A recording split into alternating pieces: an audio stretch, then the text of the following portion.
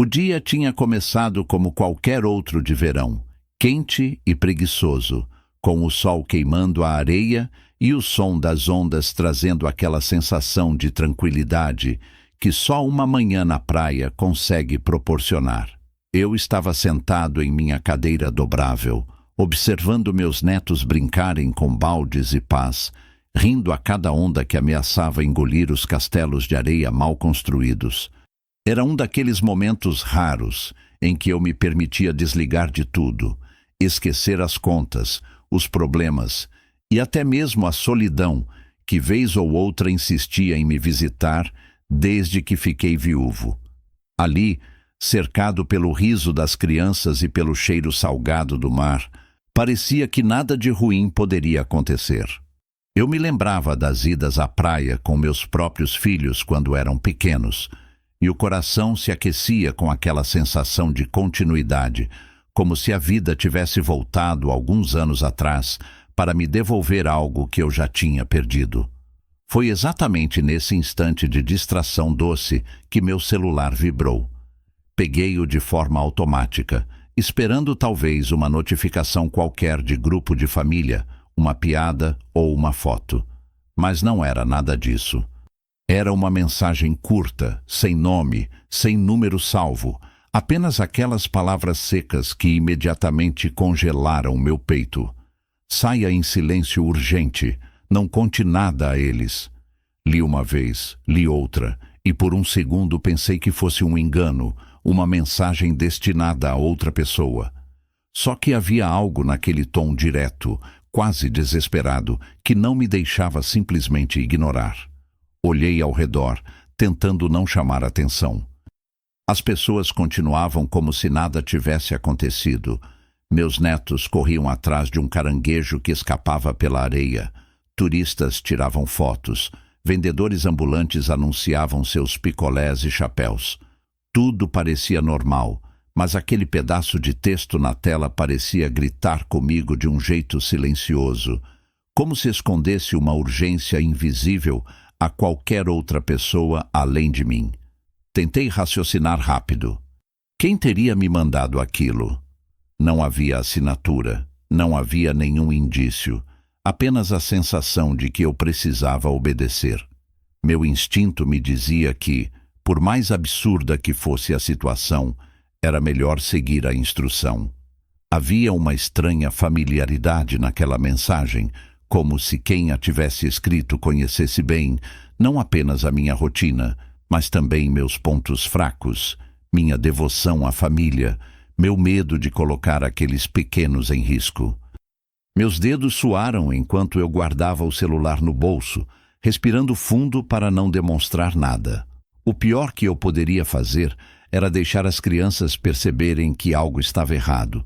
Então, com a naturalidade que a experiência da vida me ensinou a fingir, chamei-os para perto e disse que iria buscar água de coco, que voltaria em alguns minutos e que não saíssem dali de jeito nenhum.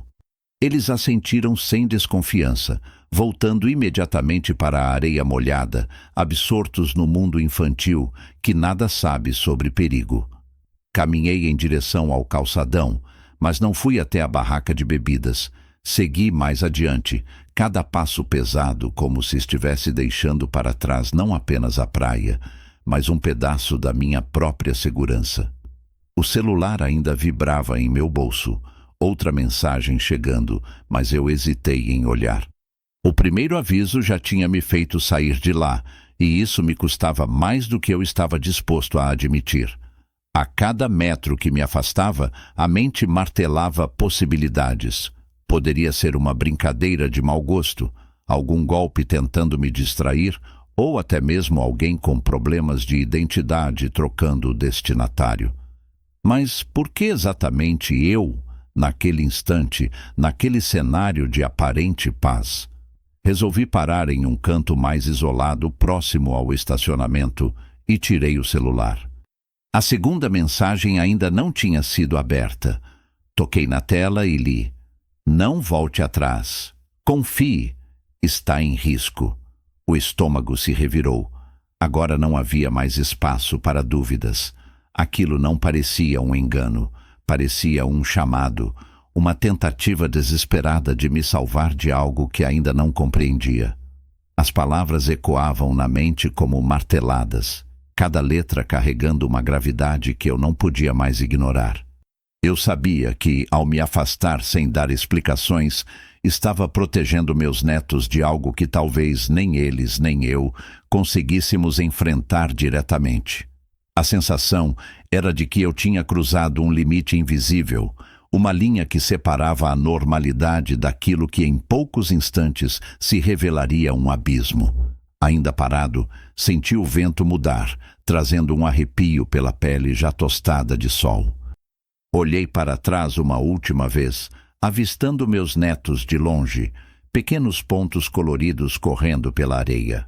A distância entre nós agora parecia mais que física. Parecia um muro de silêncio erguido pelas mensagens. Não sabia ainda no que estava me metendo, mas tinha certeza de uma coisa: minha vida não seria mais a mesma depois daquele aviso. A praia, que sempre tinha sido sinônimo de alegria e descanso, naquele instante se transformava em um palco silencioso de algo muito maior, algo que eu não podia mais controlar.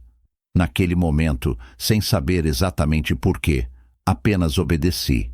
E foi essa decisão, tão simples e tão absurda, que acabou me levando ao início do pesadelo mais calculado e perturbador da minha vida.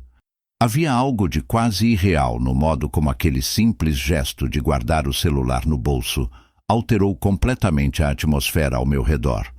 A praia, que até alguns minutos antes me parecia o cenário perfeito de um dia em família, agora parecia um território hostil, cada detalhe adquirindo um significado que antes eu jamais teria notado.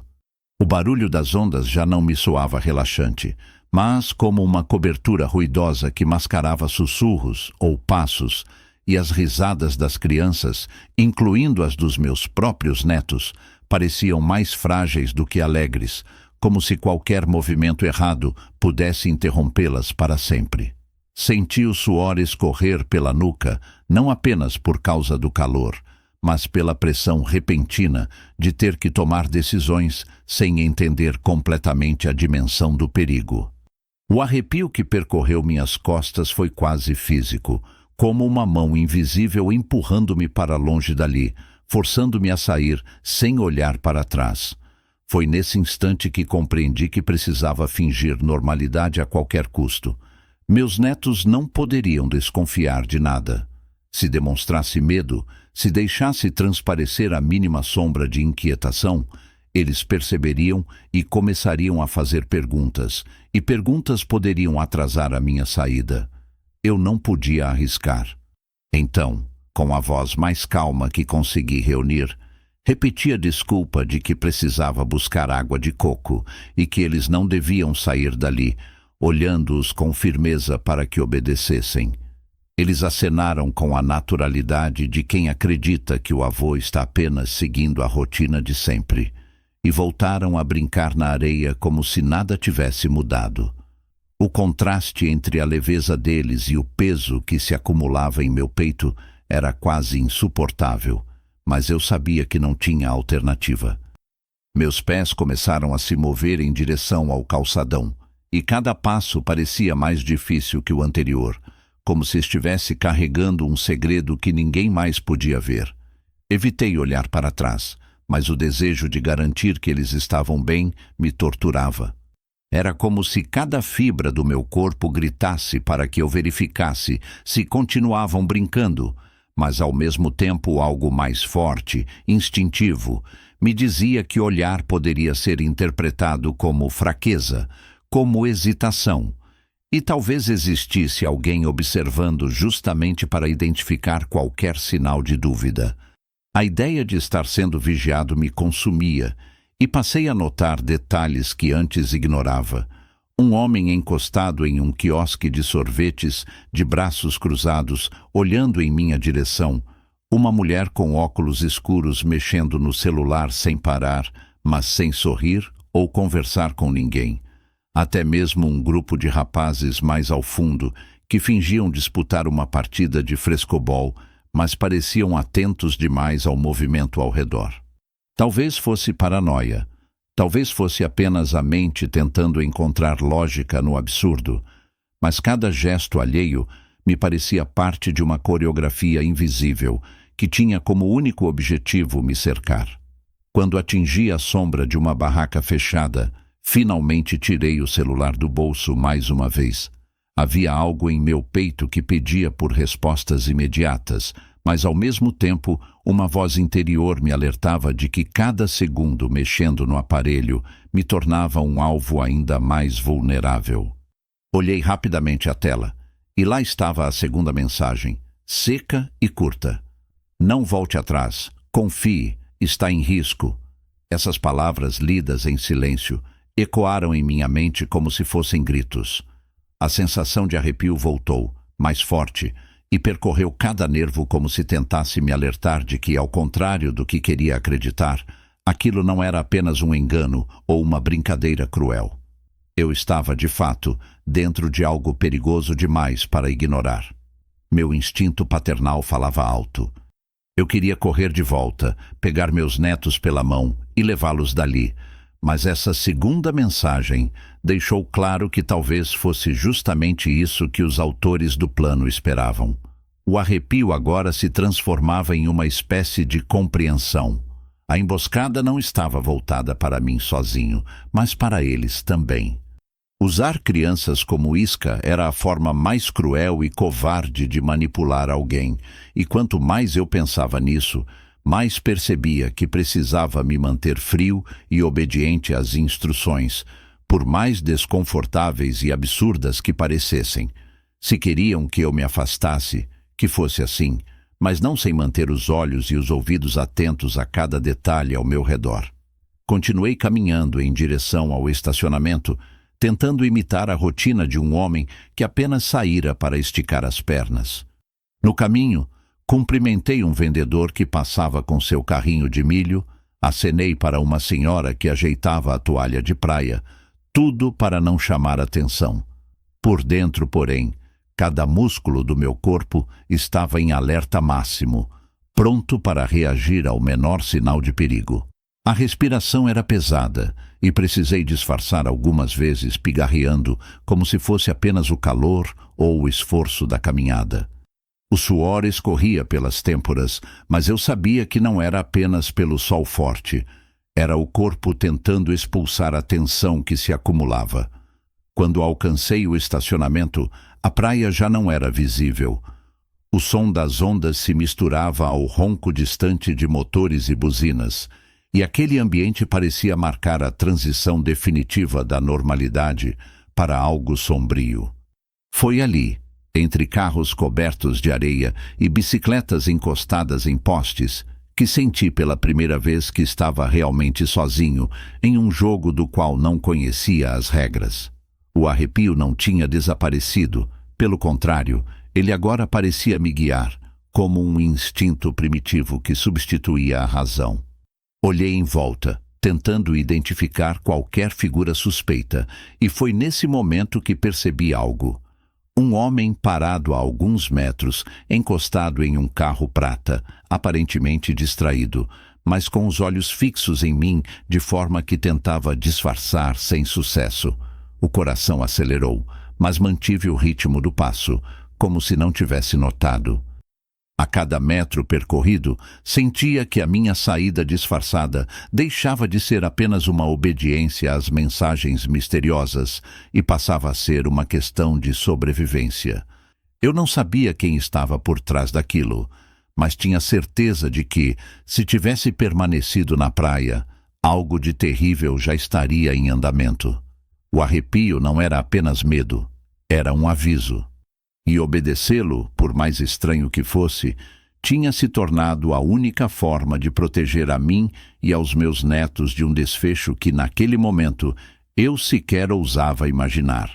E assim, com passos firmes e expressão controlada, segui adiante, ciente de que acabara de cruzar o ponto de não retorno, abandonando a praia com a convicção de que o que estava por vir seria ainda mais sombrio do que qualquer arrepio poderia anunciar. O estacionamento parecia ter mudado de natureza desde a última vez que eu o atravessara para chegar à praia. De manhã, ele havia me parecido apenas mais um espaço descuidado, com alguns carros cobertos de areia, bicicletas presas a correntes improvisadas e o cheiro de protetor solar se misturando ao do sal e da maresia. Agora, porém, cada canto parecia carregado de algo oculto, como se o sol forte apenas camuflasse sombras invisíveis. Meus olhos tentavam encontrar padrões, decifrar intenções em rostos que antes eu não teria notado. Foi nesse estado de alerta que reparei nele. Um homem parado encostado num carro prata, aparentemente distraído, mas cuja postura não combinava com a indolência dos veranistas. Havia uma rigidez em seus ombros, um olhar que se movia rápido demais, como quem estava ali por obrigação e não por acaso. De início, fingi não ter notado, mantendo o passo firme e regular, como alguém que simplesmente voltava ao carro depois de buscar algo. O calor queimava meu couro cabeludo e senti uma gota de suor escorrer pela têmpora, mas não levantei a mão para limpá-la. Era como se qualquer gesto brusco pudesse ser interpretado como sinal de que eu havia percebido demais. O estranho fingia olhar para o celular, mas sua atenção não estava no aparelho, estava em mim. Havia uma tensão palpável no ar, como se um fio invisível me ligasse a ele. Um fio que poderia se romper a qualquer instante e transformar aquela cena aparentemente banal em algo irreversível. Continuei andando até chegar ao meu carro. A cada passo, a mente se enchia de perguntas. Quem era aquele homem? Estava ligado às mensagens ou fazia parte justamente do perigo contra o qual eu havia sido alertado? Se fosse a primeira opção, talvez fosse alguém enviado para me proteger ou me entregar mais instruções. Se fosse a segunda, então significava que eu havia sido observado desde o início e que minha saída silenciosa não passara despercebida. Em ambos os casos, eu estava no centro de algo que não compreendia. Abri o carro com a chave, mantendo o gesto natural, sem pressa. Foi nesse momento que notei um detalhe que gelou meu sangue. Havia um envelope pardo no banco do passageiro, colocado de forma quase ostensiva, como se tivesse sido deixado ali de propósito para que eu o encontrasse. O carro estava trancado quando o deixei. Eu tinha certeza disso. Ninguém poderia ter colocado aquele envelope sem acesso deliberado. O arrepio voltou ainda mais intenso, atravessando minhas costas como uma lâmina fria. Sentei no banco do motorista, fechei a porta e respirei fundo, tentando recuperar algum controle da situação. O estranho continuava lá fora, agora de braços cruzados, como se estivesse aguardando minha reação. Tentei não olhar diretamente, mas percebi que seus olhos não abandonavam minha figura. A sensação era de estar sendo testado, como se minha resposta ao envelope fosse determinante para o próximo passo. Com mãos trêmulas, peguei o pacote e abri. Dentro havia fotografias impressas em papel comum, algumas mostrando cenas triviais. Eu levando meus netos à escola, eu sentado no banco da praça, eu entrando no mercado do bairro. Mas outras eram mais perturbadoras, imagens minhas dentro de casa, tiradas claramente através da janela, fotos minhas dormindo na poltrona da sala. A invasão era total. Alguém vinha me vigiando de perto há muito mais tempo do que eu imaginava. No fundo do envelope havia ainda algumas folhas datilografadas com nomes, datas e números de contas. Reconheci de imediato o nome do meu genro, seguido de uma movimentação bancária que não fazia sentido algum para o padrão de vida que ele dizia levar. Havia também menções à minha filha, em contextos que me doíam até pensar, e referências indiretas ao uso das crianças como ponte segura. O coração disparou ao compreender que meus netos estavam envolvidos de forma muito mais séria do que eu imaginava. Eles não eram apenas peças laterais em um jogo sombrio, Eram isca, parte central de um plano ainda encoberto. Guardei as fotos de volta no envelope, tentando disfarçar o tremor das mãos. O homem do carro prata continuava me observando, e agora seu semblante parecia mais duro, como se esperasse que eu tomasse a iniciativa de me aproximar. Minha respiração estava pesada, e a mente tentava decidir se devia confrontá-lo, fugir dali ou esperar algum outro sinal. Antes que pudesse escolher, o celular vibrou novamente. Tirei-o do bolso e vi mais uma mensagem. Não fale com ele. Siga em frente. A polícia já está a caminho. O choque foi imediato. Se eu não deveria falar com aquele homem, então ele não estava ali para me ajudar. Talvez fosse justamente parte do perigo, um dos que orquestravam a armadilha que começava a se revelar. Ao mesmo tempo, o simples fato de a mensagem chegar no momento exato em que eu hesitava provava que alguém me acompanhava de muito perto, acompanhando cada gesto, cada olhar. Era impossível não sentir-se aprisionado como uma peça deslocada em um tabuleiro de xadrez cujas regras não compreendia. A decisão tinha que ser rápida.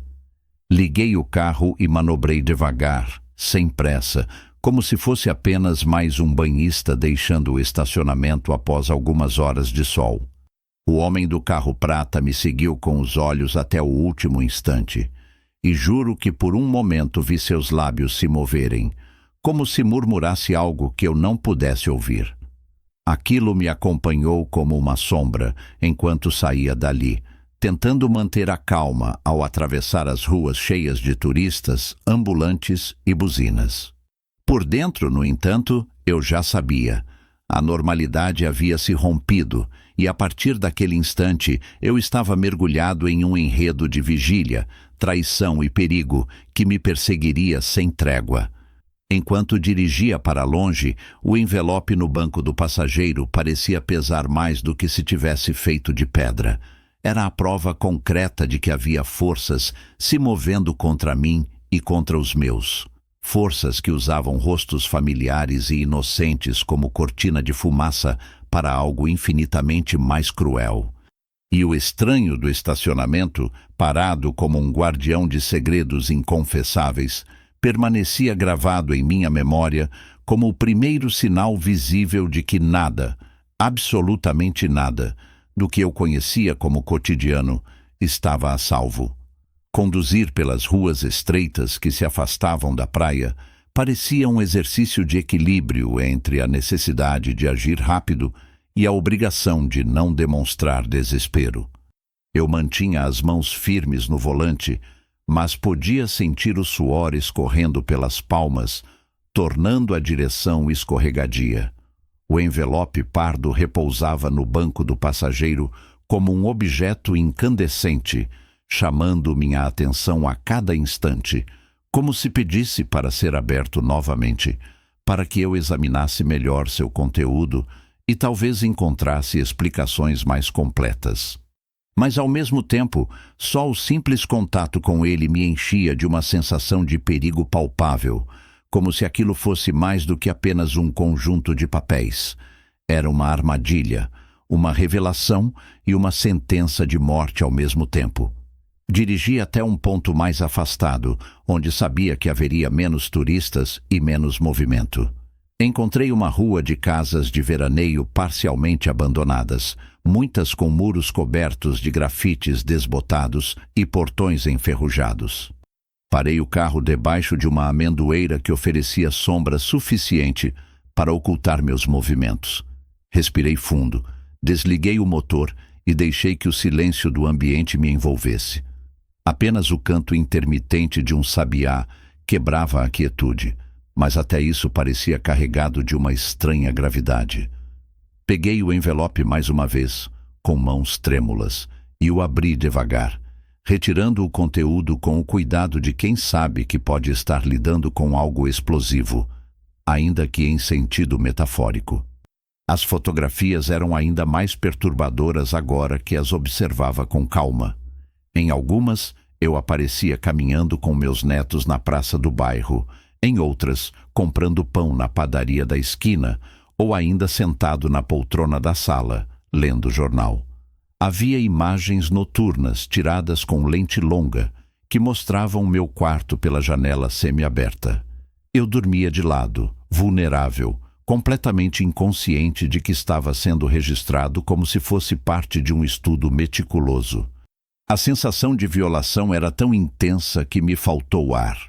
Percebi que não apenas minha privacidade havia sido invadida, mas também minha liberdade, porque alguém tinha me transformado em objeto de observação, reduzindo minha vida cotidiana a fragmentos colecionáveis. As folhas datilografadas continham informações que pareciam ainda mais perigosas. Nelas havia tabelas com datas, transferências bancárias, nomes de empresas desconhecidas e, entre eles, nomes familiares que me fizeram estremecer. O de meu genro aparecia diversas vezes, vinculado a movimentações suspeitas, transferências para contas no exterior e até menções indiretas a aquisições de imóveis que nunca haviam sido declaradas. O choque veio acompanhado de uma dor amarga. Ele estava envolvido em algo sujo, talvez criminoso. Minha filha, casada com ele, certamente estava ligada de alguma forma, consciente ou não. O mais devastador, porém, foi ler frases escritas em código quase infantil, mas assustadoramente claro quando analisado com calma. Alvos menores garantem controle. O estômago se revirou ao compreender que essa expressão só podia se referir às crianças, aos meus netos, usados como instrumentos de manipulação dentro de um esquema ainda mais amplo. Passei as mãos pelo rosto, tentando afastar o suor frio que insistia em descer pela pele. Uma parte de mim queria fechar o envelope, jogar tudo fora e fingir que nunca tinha visto nada. Mas era tarde demais para isso. As mensagens que eu recebera, o estranho no estacionamento, o arrepio constante que não me abandonava, tudo apontava para uma única direção. Eu havia sido arrastado para dentro de uma engrenagem que não permitia retrocesso. As informações diante de mim não eram apenas pistas. Eram provas de que algo muito maior estava em andamento e de que minha própria família, meu sangue, estava diretamente implicado. Enquanto relia as folhas, percebi que algumas estavam numeradas, mas uma sequência faltava. Entre a página 3 e a 5 não havia a 4. Era como se alguém tivesse retirado de propósito uma parte do quebra-cabeça. Essa ausência me incomodava mais do que todo o resto, porque sugeria controle, cálculo, alguém que sabia exatamente o que queria me mostrar e o que queria ocultar. Quem havia preparado aquele dossiê não era descuidado, era preciso.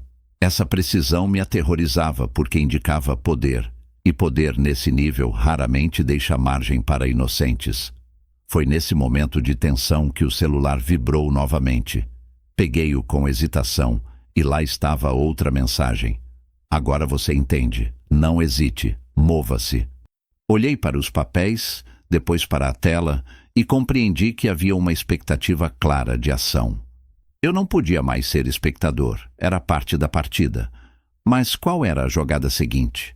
Guardar o envelope de volta no carro e fingir normalidade parecia impossível. Denunciar a polícia de imediato me parecia arriscado demais, já que não havia garantias de que eles não estivessem de alguma forma envolvidos ou monitorados.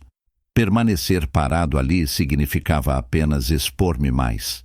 A respiração ficou pesada enquanto tentava decidir o que fazer. Cada detalhe do dossiê pulsava em minha mente, e a imagem dos meus netos correndo na praia, ainda inocentes quanto a tudo, tornava-se insuportável de lembrar. Era como se o tempo estivesse se esgotando, como se cada segundo de inação aumentasse o risco deles serem tragados definitivamente pelo esquema. Lembrei-me da frase inicial da primeira mensagem. Saia em silêncio. Não diga nada a eles. Isso agora fazia ainda mais sentido. Era a proteção máxima, o segredo como escudo. Falar com minha filha ou confrontar meu genro seria suicídio, não apenas para mim, mas para todos nós. Abaixei os vidros do carro para deixar o vento entrar e segurei firme o envelope contra o peito, como se fosse um peso sagrado e amaldiçoado ao mesmo tempo. Percebi que, de alguma forma, o dossiê não era apenas um aviso, era também um convite para escolher um lado. Eu podia continuar acreditando nas aparências e arriscar perder tudo, ou podia aceitar a verdade cruel de que minha própria família estava sendo usada como engrenagem em algo criminoso, talvez perigoso o suficiente para explicar a presença da polícia já em movimento. O dilema queimava dentro de mim, mas a sensação de que não havia retorno possível me fez compreender. Aquele envelope era agora meu fardo e minha arma. Liguei o carro novamente, tentando ignorar a angústia crescente. Eu sabia que, a partir daquele instante, cada passo deveria ser calculado, cada gesto pesado, cada palavra medida. O dossiê tinha sido escondido no meu carro como um presente envenenado, mas também como uma bússola que me guiaria para dentro do coração da conspiração. E eu, queira ou não, já havia aceitado segui-la. Enquanto eu seguia pela estrada sinuosa que deixava a orla para trás, a sensação de que algo maior do que eu podia compreender estava em andamento se intensificava. O envelope ainda descansava no banco do passageiro, mas não era mais apenas um objeto. Parecia pulsar como um coração estranho, um organismo vivo que me lembrava, a cada olhar, da verdade perturbadora que eu acabara de descobrir. As mensagens anônimas, o homem no estacionamento, as fotos tiradas às escondidas, tudo formava um mosaico grotesco que apontava para um destino do qual eu já não podia me desviar. Por mais que eu tentasse respirar fundo, a mente trabalhava em ritmo frenético, costurando hipóteses, cenários e lembranças que antes não tinham despertado desconfiança, mas que agora, à luz do que eu tinha em mãos, adquiriam novos significados. Foi nesse estado de vigília que, em um semáforo quase deserto, decidi abrir o envelope mais uma vez, buscando alguma pista que pudesse ter me escapado. As páginas com movimentações financeiras, as fotos de vigilância, os nomes codificados e as expressões cifradas me encaravam como se rissem da minha ingenuidade. Mas havia algo mais. Percebi que algumas fotografias pareciam pertencer a uma sequência, como se fossem frames de um mesmo momento. Entre elas, notei uma que me gelou por completo. Era recente, talvez de horas antes, mostrando meus netos correndo na praia com baldes de areia, e eu logo atrás, olhando para o mar. O ângulo era impossível de se conseguir sem alguém próximo, misturado aos banhistas, registrando cada gesto com precisão cirúrgica. Isso significava que não era apenas um histórico de perseguição. O plano ainda estava em andamento, ativo, em tempo real. Meu coração acelerou ao compreender a armadilha. Toda a cena daquela manhã, desde a chegada à praia, já estava mapeada e prevista.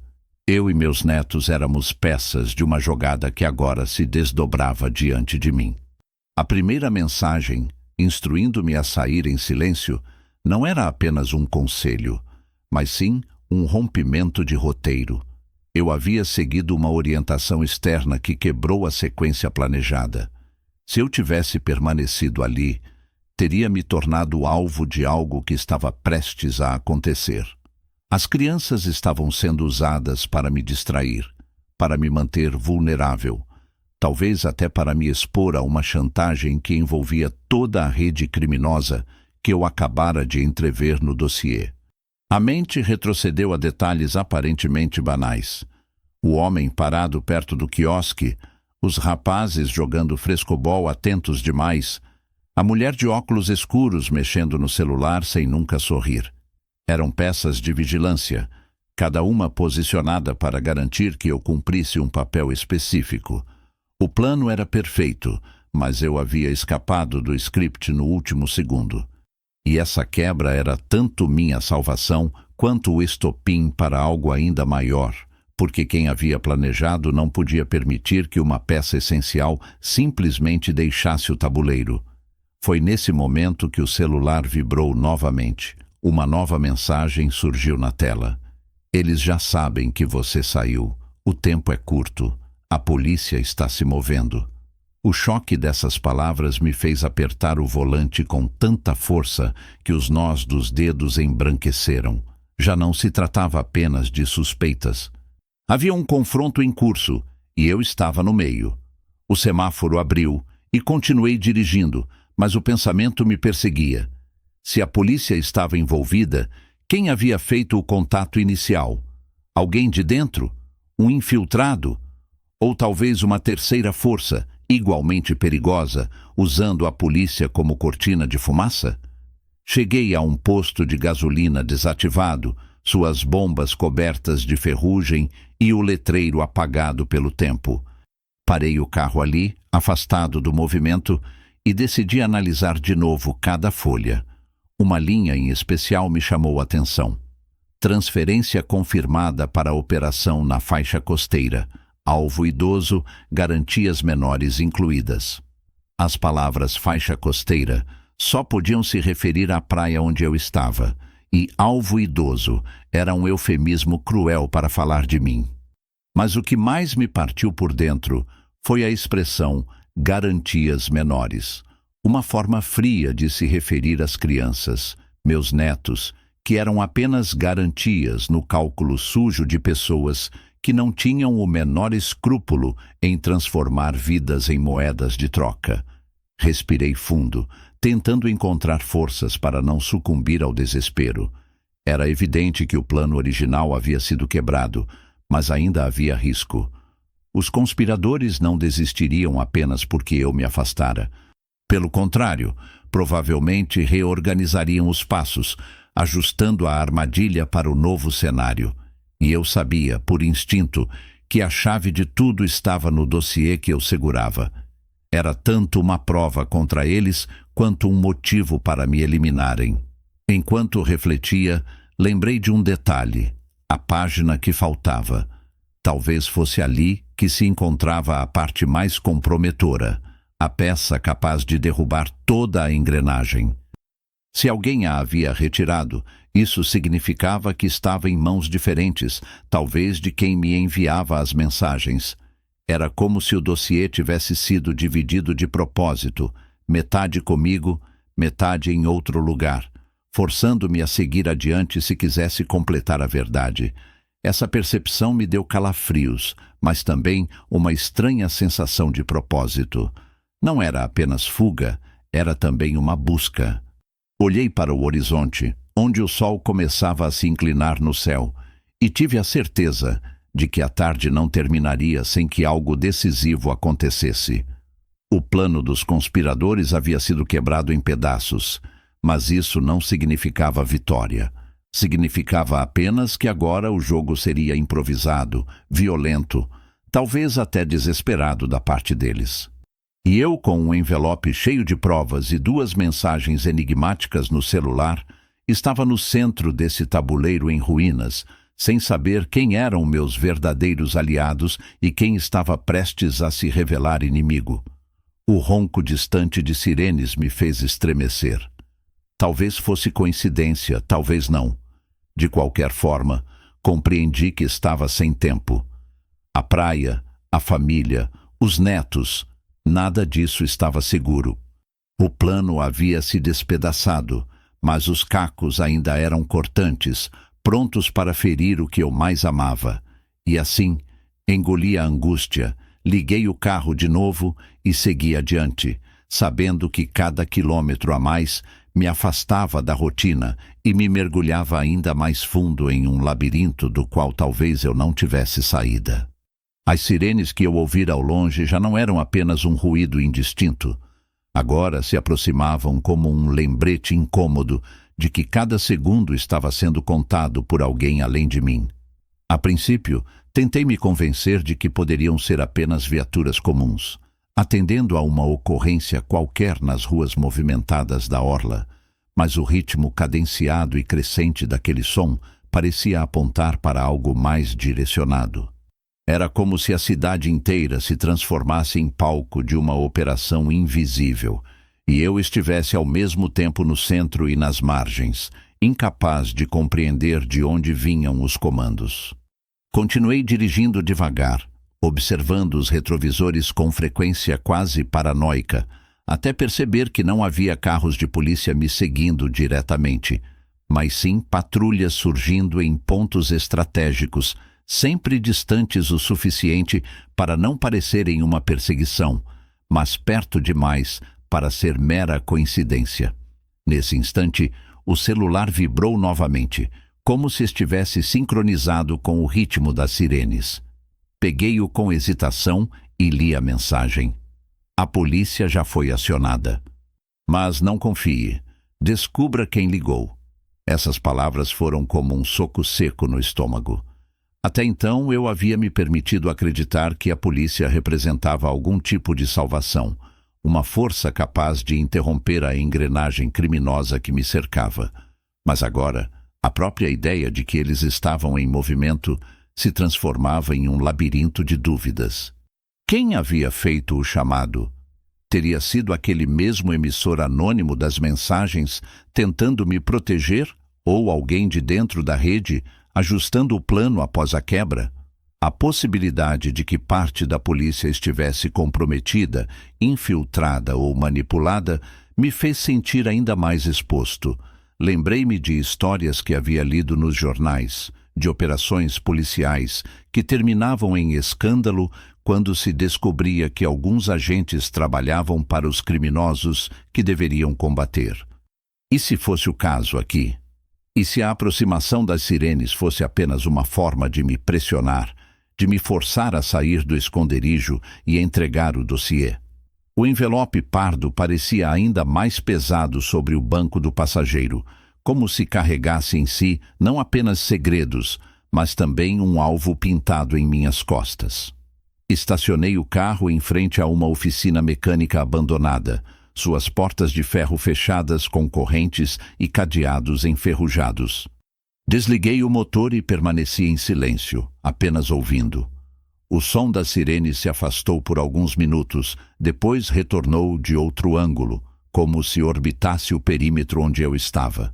Não havia dúvidas. Eu estava sendo cercado, não de forma explícita, mas estratégica, como se quisessem me manter dentro de um espaço delimitado, reduzindo as minhas opções de fuga. Peguei novamente os documentos dentro do envelope e os examinei sob a luz fraca que entrava pelo para-brisa. Algumas anotações nas margens chamaram minha atenção. Em letras pequenas, quase rabiscadas, alguém havia escrito palavras que pareciam instruções. Contato seguro. 19 horas. Estrada Velha. Marco 32. Isso me fez estremecer. Se havia um contato marcado, então o dossiê não era apenas prova, mas também mensagem, e talvez eu fosse apenas o portador de algo maior. Mas como confiar nisso se nem a polícia, em tese a instituição máxima de proteção, parecia estar acima de suspeitas? O celular vibrou mais uma vez. Seja cauteloso. Há dois lados na mesma farda. Só um fez a ligação. A mensagem confirmava minhas suspeitas. O chamado à polícia não era uma resposta automática de algum cidadão que tivesse visto algo estranho, mas sim parte da trama. Isso significava que, em breve, homens de uniforme poderiam se aproximar, e eu não teria como distinguir quem era aliado e quem era inimigo. O simples ato de abrir a porta do carro e levantar as mãos poderia significar a salvação ou a ruína, dependendo de qual lado me interceptasse primeiro. Respirei fundo, tentando reorganizar os pensamentos. A imagem dos meus netos ainda brincando na areia me atormentava. Será que a polícia, ao chegar à praia, iria protegê-los ou usá-los como justificativa para me capturar? A ideia de que eles pudessem ser arrastados para dentro desse jogo sujo era insuportável. Eu precisava agir antes que as sirenes se aproximassem de onde eles estavam. Mas como agir quando cada passo parecia monitorado e cada escolha prevista? Decidi ligar o carro novamente e seguir para longe do centro. Peguei uma estrada secundária que cortava áreas menos habitadas, ladeada por terrenos baldios e depósitos. As sirenes ficaram para trás por alguns instantes, mas eu sabia que era apenas questão de tempo até surgirem de novo em outro ponto. O som repetitivo ecoava em minha mente como um aviso. Não havia como escapar completamente, apenas escolher como enfrentar. Enquanto dirigia, mais uma lembrança me veio à mente. No envelope, entre os papéis, havia uma referência a uma entrega final, programada para aquele mesmo dia, próximo ao horário do pôr do sol. Talvez a operação na praia tivesse ligação direta com isso. Talvez eu fosse o obstáculo que eles não tinham previsto, e por isso as sirenes estavam em movimento agora, ajustando o plano. O chamado à polícia poderia ser tanto uma forma de encobrir a operação, quanto um gatilho para eliminá-la, dependendo de quem havia feito a ligação. A noite começava a cair lentamente, tingindo o céu de laranja e vermelho. O relógio no painel marcava pouco mais de 5 da tarde. Eu tinha menos de 2 horas até o suposto contato seguro. 2 horas em que precisaria descobrir em quem confiar, como proteger meus netos e de que forma transformar aquele dossiê de maldição em arma. O silêncio da estrada só era quebrado pelo ronco baixo do motor e pelo som ocasional de um carro distante. Mas, dentro de mim, havia um tumulto, uma guerra interna entre medo e determinação. Cheguei a uma curva onde uma ponte de madeira cruzava um canal estreito. Parei o carro no acostamento e desliguei os faróis. Peguei o celular mais uma vez e, com dedos hesitantes, escrevi uma mensagem simples para o número anônimo que vinha me guiando. Se não posso confiar na polícia, em quem devo confiar? Enviei e fiquei aguardando, sentindo o coração bater como um tambor no peito. A resposta não demorou. Confie apenas em quem não pede nada em troca. O resto é armadilha. As palavras eram vagas, mas carregadas de peso. Eu estava sozinho em um tabuleiro onde até os símbolos de proteção, farda, distintivo, sirene, podiam esconder inimigos. O chamado à polícia não era apenas um evento externo. Era um divisor de águas, um aviso de que a linha entre certo e errado havia sido apagada. Agora restava-me decidir se avançaria até o marco 32, como indicado, ou se arriscaria confiar em uma instituição corroída. De qualquer forma, sabia que o tempo estava se esgotando. E que, quando a noite caísse de vez, a resposta para quem realmente havia ligado para a polícia não seria mais uma dúvida, mas um destino selado. O céu já começava a se tingir de tons alaranjados e violetas quando decidi seguir em direção à estrada velha mencionada no dossiê. A tarde se dissolvia lentamente e a noite se aproximava com uma calma enganosa, como se o mundo lá fora ignorasse que, dentro do meu carro, um turbilhão de incertezas e medo se acumulava a cada minuto. O volante parecia mais pesado, como se me arrastasse para um destino que eu não tinha como recusar.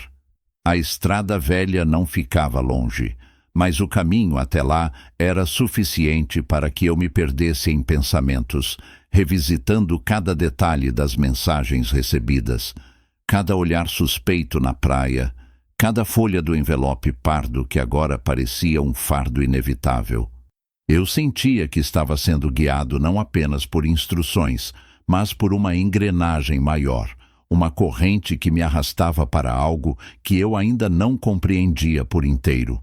As ruas asfaltadas logo deram lugar ao calçamento irregular e depois à terra batida.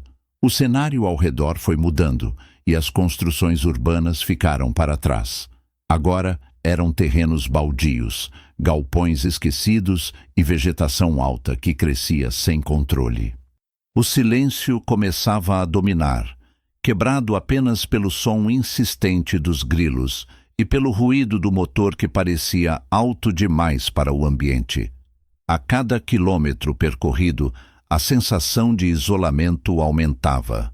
A ausência de outros carros reforçava a impressão de que eu havia deixado o mundo comum para trás e ingressado em uma espécie de território de transição, onde o que era real e o que era armado poderiam se misturar sem que eu tivesse como distinguir. Quando o marcador do painel indicou que estava próximo do ponto mencionado, o marco 32, reduzi a velocidade e comecei a procurar algum sinal. A estrada era estreita, ladeada por árvores tortas que lançavam sombras longas sobre o chão, criando desenhos irregulares que pareciam se mover à medida que eu avançava. Foi então que vi uma pequena construção abandonada, talvez um antigo posto de apoio rodoviário, com paredes descascadas e uma cobertura metálica já enferrujada. Ao lado, um marco de concreto com o número 32 pintado em preto, quase apagado pelo tempo. Estacionei o carro a alguns metros de distância, desliguei o motor e deixei que o silêncio tomasse conta. O coração batia tão alto que eu tinha a sensação de que podia ser ouvido a dezenas de metros. Esperei alguns minutos sem sair do carro, apenas observando. Não havia movimento aparente, nenhum som além dos insetos e do vento. A cada segundo que passava, a tensão aumentava. Eu sabia que tinha sido trazido até ali por alguém que conhecia cada passo da trama, mas a questão continuava sem resposta. Eu estava indo ao encontro de um aliado ou de uma armadilha? O dilema me consumia, mas não havia volta. Por mais que quisesse, não podia simplesmente dar meia volta e fingir que não tinha visto nada. A mensagem no celular foi clara. Havia um contato seguro marcado ali. E se fosse a única chance de proteger os meus netos, eu precisava assumir o risco. Finalmente tomei coragem. Abri a porta do carro e desci. O som do cascalho sob meus pés soou alto demais no silêncio da estrada. Caminhei lentamente até a construção abandonada, sentindo o ar pesado da noite que se aproximava. Foi então que notei um vulto emergindo da sombra do prédio. Era um homem, sozinho, trajando roupas simples, calça jeans e uma jaqueta escura. Seu rosto estava parcialmente oculto por um boné, mas o modo como caminhava, firme e sem pressa, revelava alguém acostumado a situações de risco. Por instinto, recuei um passo, mas ele levantou uma das mãos em um gesto de calma. "Não faça nada brusco", disse ele, a voz baixa, quase um sussurro carregado pelo vento. "Sei o que você encontrou no carro." Meu corpo inteiro se arrepiou. A confirmação de que ele sabia sobre o dossiê era suficiente para selar que aquele encontro não era acaso. Mantive a postura defensiva, mas sem demonstrar hostilidade. O homem parou a poucos metros de mim, mantendo a distância calculada de quem entende de cautela. "Eles sabem que você saiu do roteiro", continuou. "Não era para estar aqui agora, mas isso pode ser a sua única vantagem." As palavras me atravessaram como lâminas. Havia uma clareza fria no modo como ele falava, sem rodeios, sem tentativas de convencer. Era como se estivesse apenas expondo fatos que já estavam em movimento. Apertei o envelope contra meu corpo instintivamente e o homem percebeu. "Guarde isso com cuidado", disse ele. "É metade da história. A outra metade está comigo." A revelação me deixou sem palavras por alguns segundos. Então, era verdade. O dossiê havia sido dividido. A ausência da página 4 não era um erro ou descuido, mas um cálculo. Ele tirou do bolso um papel dobrado e ergueu no ar, sem se aproximar. "Está aqui o que falta. Mas antes de entregar, preciso saber se você está disposto a enfrentar o que isso significa." O silêncio entre nós pesava mais do que qualquer explicação. Eu sabia que aceitar significava mergulhar de vez na conspiração, sem volta, enquanto recusar poderia me manter vivo por mais algum tempo, mas às custas de abandonar os meus netos ao destino cruel que se desenhava. Não havia escolha real. Respirei fundo e dei um passo à frente, sinalizando que estava pronto. O homem assentiu, como se já esperasse essa resposta, e colocou o papel no chão, recuando logo em seguida. Com cautela, me aproximei e peguei-o. Era a página 4. Nela, além de novas movimentações financeiras, havia um parágrafo escrito em linguagem clara. Entrega marcada para a praia hoje às 18h30.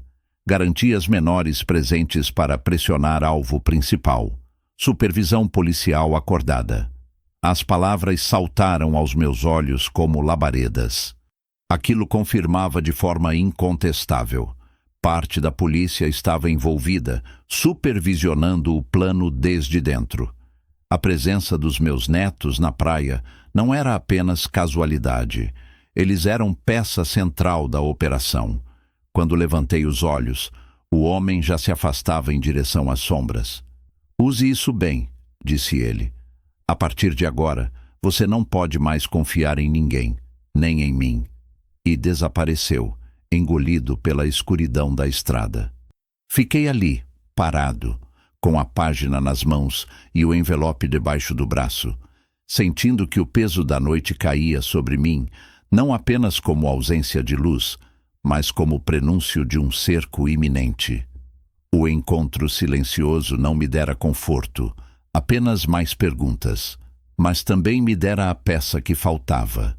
E agora, com o quebra-cabeça completo, eu sabia que o jogo tinha atingido um ponto sem retorno.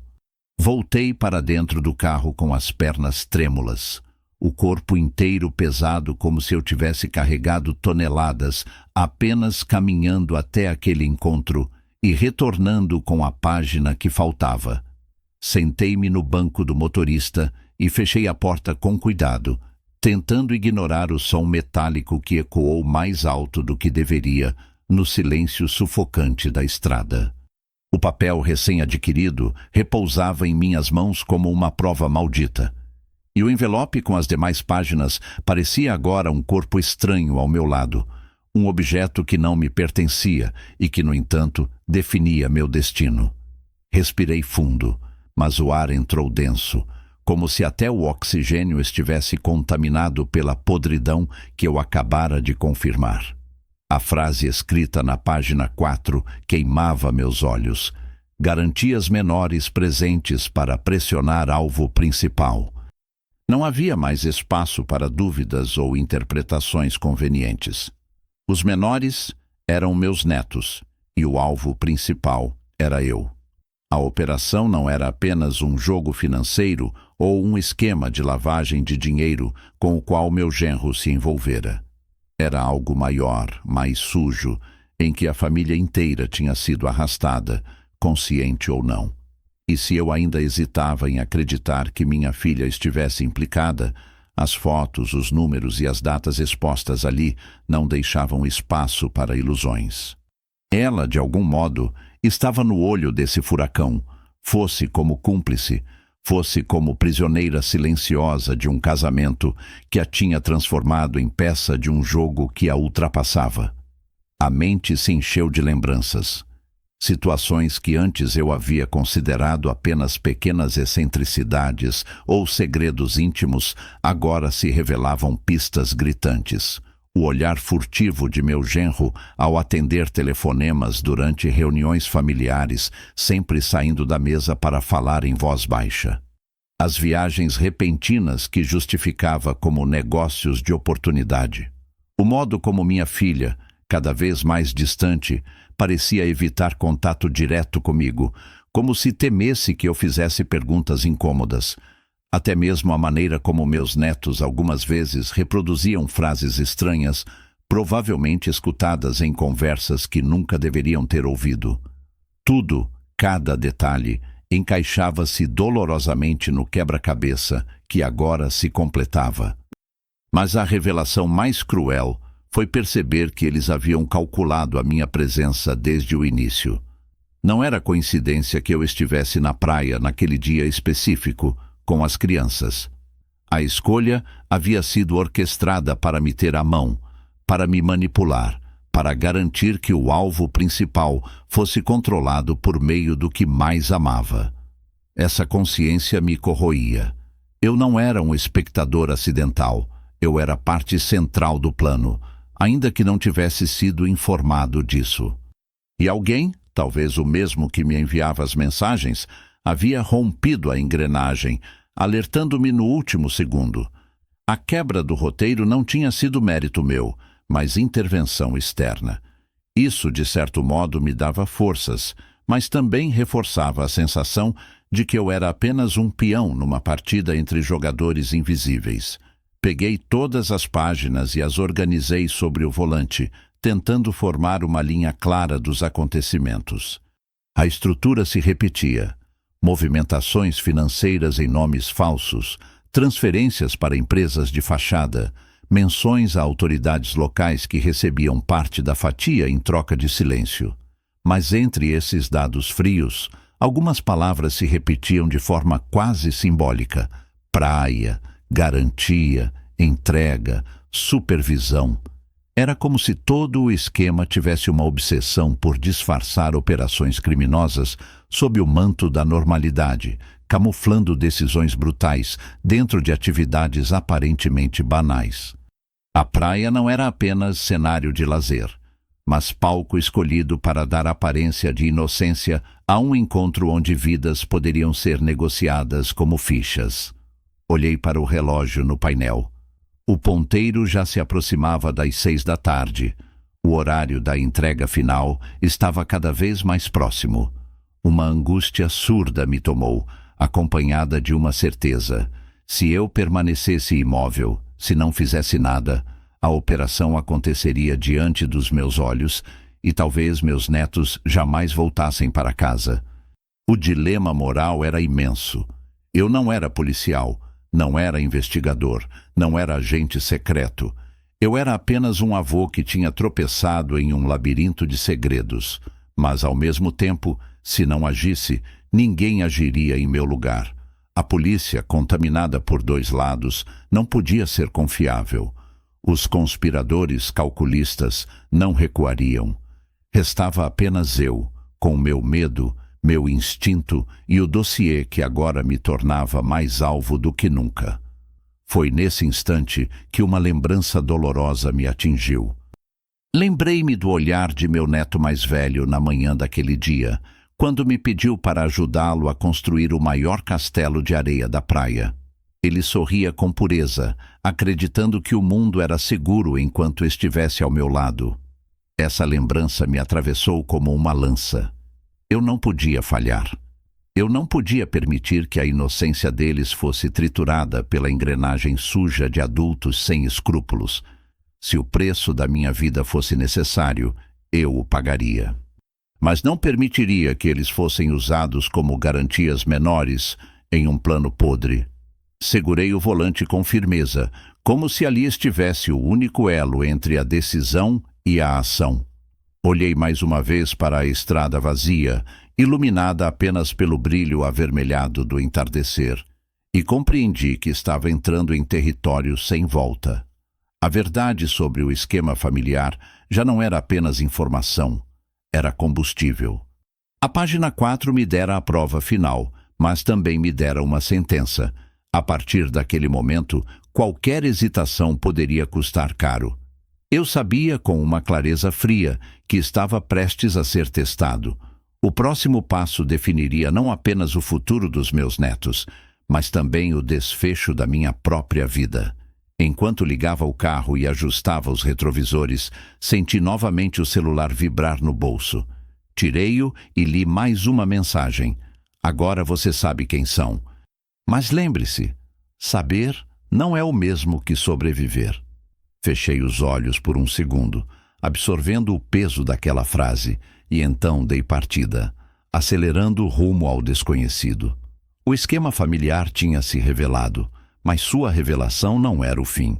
Era apenas o início de uma guerra silenciosa, travada nas sombras de um país que fingia normalidade, enquanto negociava vidas em plena luz do dia.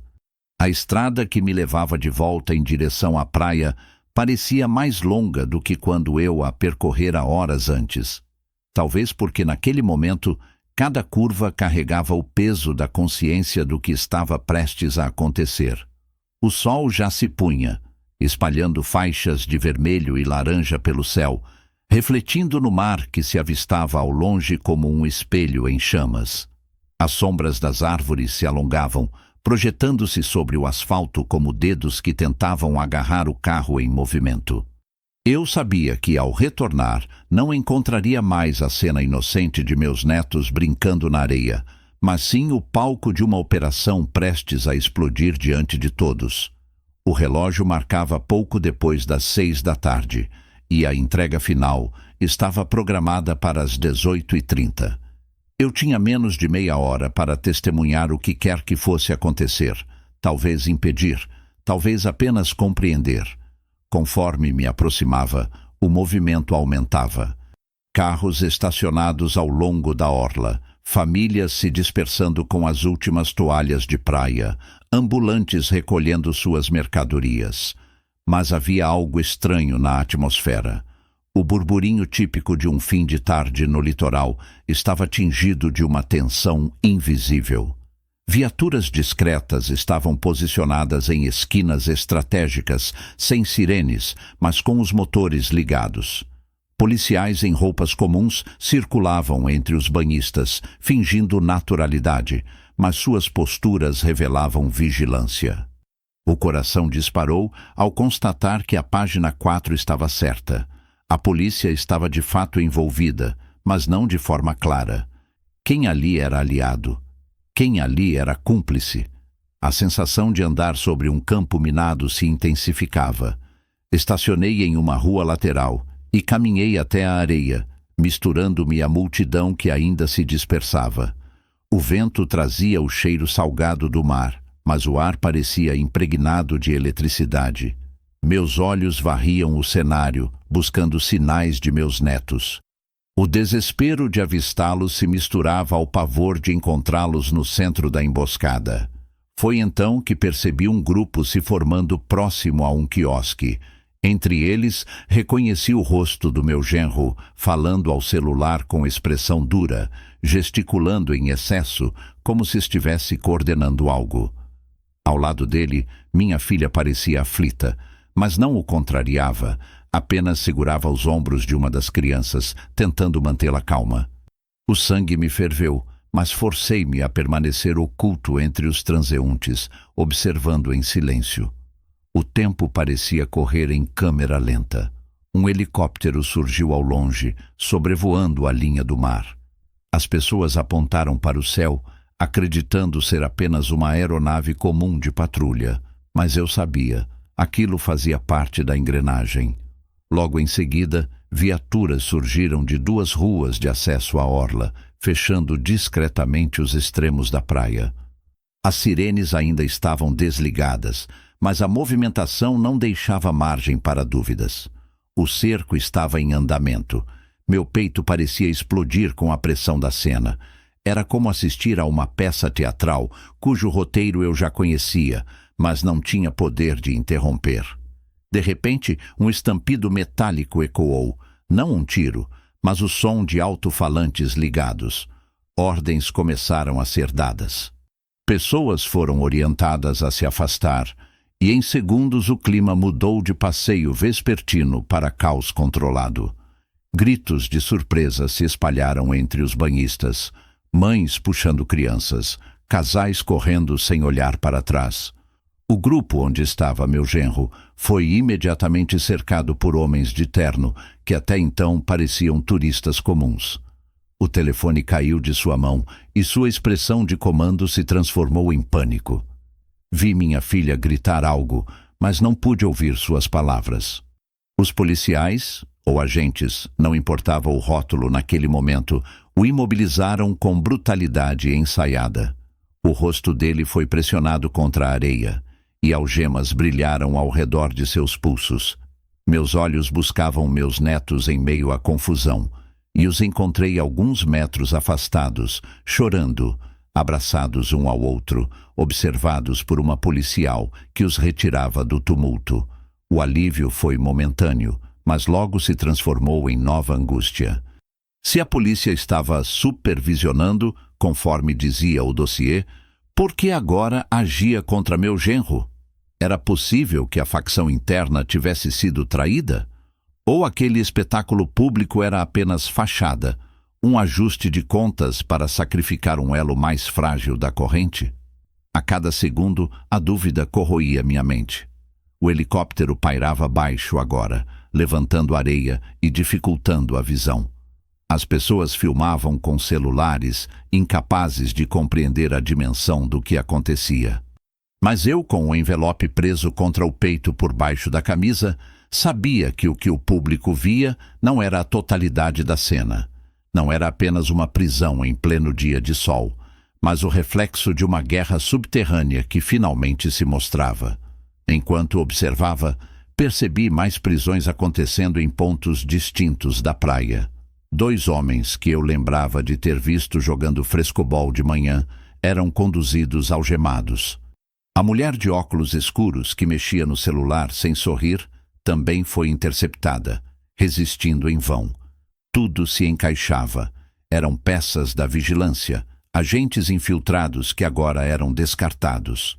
O plano quebrado em pedaços estava ruindo de vez diante de todos, mas não por justiça pura, e sim porque alguém, em algum lugar, decidira que era hora de expor apenas uma parte da engrenagem. Minhas pernas tremiam, mas permaneci oculto, assistindo. A prisão pública do meu genro era devastadora, mas também esclarecedora. Ele era apenas uma peça de médio alcance, suficiente para carregar a culpa diante das câmeras, mas não grande o bastante para revelar os verdadeiros responsáveis. Minha filha chorava ao lado, tentando alcançar os filhos, que finalmente foram devolvidos a ela. Eu quis correr até eles, abraçá-los, mas sabia que qualquer movimento meu poderia me expor e destruir a vantagem silenciosa que ainda tinha. A praia agora era um palco de gritos, choro e areia revirada. Os transeuntes começavam a se dispersar, mas a cena já estava gravada em centenas de celulares. O sol se despedia no horizonte, tingindo tudo de vermelho, como se o próprio céu confirmasse que aquele era um dia marcado para sempre. No íntimo, eu sabia que a prisão em pleno dia de sol não era o fim, mas apenas mais uma virada de engrenagem. O verdadeiro esquema permanecia oculto, protegido por camadas de silêncio e cumplicidade. E eu, com o dossiê completo em mãos, era talvez o único capaz de revelar o que realmente estava acontecendo. Mas para isso, precisaria sobreviver à noite que se aproximava. O sol já havia se escondido por trás da linha do horizonte quando consegui me afastar da praia. A cena do cerco ainda queimava em meus olhos. A areia revolvida pelas botas dos agentes, os gritos de surpresa das famílias, o som metálico das algemas estalando ao redor dos pulsos do meu genro, o choro da minha filha, misturado ao pranto dos meus netos. Era como se o mundo tivesse se transformado diante de mim em questão de minutos, e eu, escondido na multidão, fosse o único a compreender o verdadeiro alcance do que acabara de acontecer. O público via apenas criminosos sendo levados, um espetáculo de polícia em ação. Mas eu sabia que por trás daquela encenação havia engrenagens ainda mais profundas, alianças ocultas e um pacto de silêncio que continuava intocado. Caminhei sem pressa, fingindo ser apenas mais um homem retornando para casa após um dia comum. Mas cada passo carregava o peso de uma certeza: eu jamais voltaria a ser o mesmo. O envelope preso contra meu peito parecia irradiar calor, como se o papel pudesse queimar através da camisa. Ali dentro estavam as provas de que a armadilha havia sido planejada muito antes de eu chegar à praia, de que meus netos não eram vítimas acidentais, mas peças deliberadas de um jogo cruel. Essa consciência me corroía e ao mesmo tempo me dava forças. Eu não podia mais recuar. Cheguei ao carro e me sentei ao volante, mas demorei alguns minutos antes de ligar o motor. O silêncio dentro do veículo era quase insuportável. Apoiei a testa no volante e fechei os olhos. O rosto de meus netos surgiu imediatamente na memória, sujos de areia, os olhos arregalados pelo susto, mas ainda presos à inocência que os fazia acreditar que, no fim, o avô sempre estaria ali para protegê-los. Essa lembrança foi o que me arrancou da paralisia. Eu sabia que não poderia salvar o mundo, mas podia salvar o pequeno universo deles, e isso bastava. Liguei o carro e dirigi até minha casa, tomando rotas diferentes para ter certeza de que não estava sendo seguido. Cada farol, cada sombra, cada carro atrás de mim parecia suspeito. Ainda assim, cheguei sem ser interceptado. Fechei bem os portões, travei todas as janelas e apenas então sentei-me à mesa da cozinha com o envelope à frente.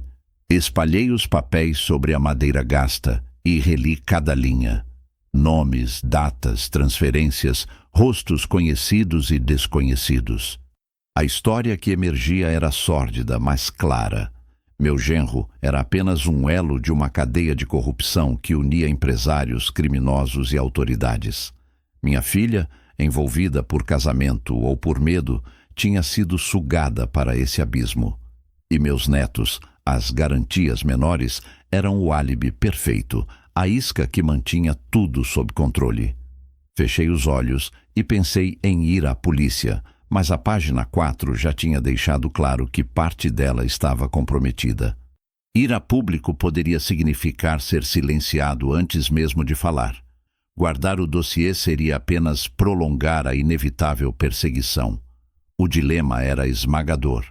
Ainda assim, em meio ao turbilhão, uma ideia cresceu. Eu não precisava agir de imediato. Não precisava tentar derrubar todo o esquema sozinho. O que eu precisava era proteger meus netos.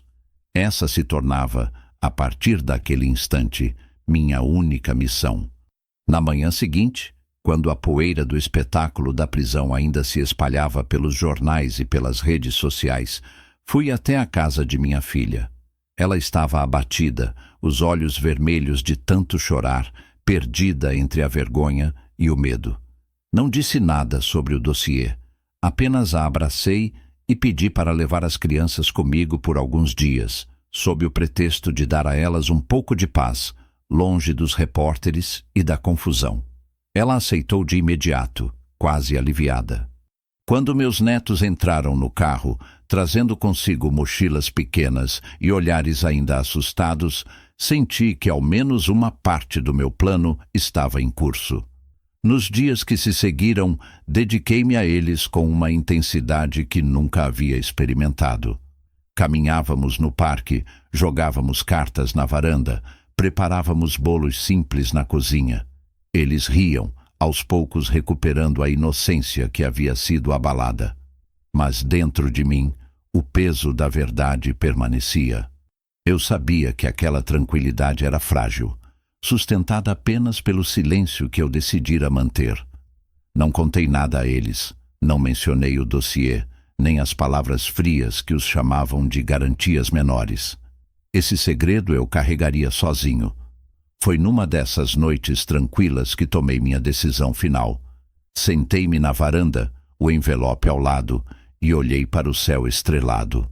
A brisa suave trazia o cheiro distante do mar, e no som dos grilos eu ouvi uma espécie de resposta silenciosa.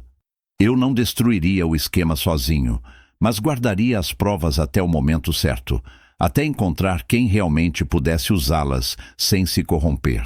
Até lá, a minha vida seria vigiar, observar, proteger. Fiz, então, uma promessa silenciosa. Nenhum deles, nunca mais, seria usado como isca. Nenhum deles, nunca mais, seria tratado como garantia. No dia seguinte, levei-os à praia novamente, mas não a mesma. Fomos a um trecho mais distante, quase deserto, onde a areia branca se estendia sem marcas. Vi-os correr de novo, rindo, jogando água um no outro, e por um momento o mundo pareceu limpo. Sentei-me na cadeira dobrável e ao sentir o sol esquentar minha pele, percebi que, apesar de todo o peso, eu tinha sobrevivido, e que essa sobrevivência me permitia cumprir minha promessa. O dossiê continuava escondido, guardado sob chave, em um lugar que apenas eu conhecia. Mas, naquele instante, olhando para meus netos correndo livres, compreendi que o maior segredo não estava nos papéis, mas na escolha que eu tinha feito. A de carregar sozinho o peso da verdade para que eles pudessem viver leves. E assim, naquela praia silenciosa, fiz a promessa que ecoaria pelo resto da minha vida. Eu os protegeria, custasse o que custasse. E mesmo que o mundo inteiro se levantasse contra mim, jamais deixaria que o riso deles fosse silenciado pela escuridão de adultos corrompidos.